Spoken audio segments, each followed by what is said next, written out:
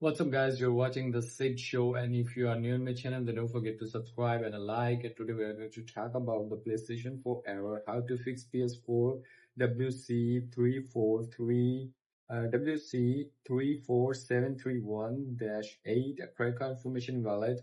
I'm just going to share my screen on my left side, and here we go to the screen, and here we are at the settings, and go to the account information.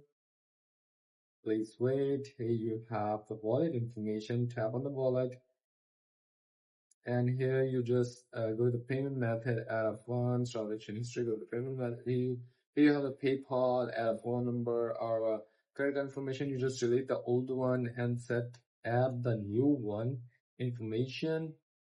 And secondly, you just go to the address and check your address.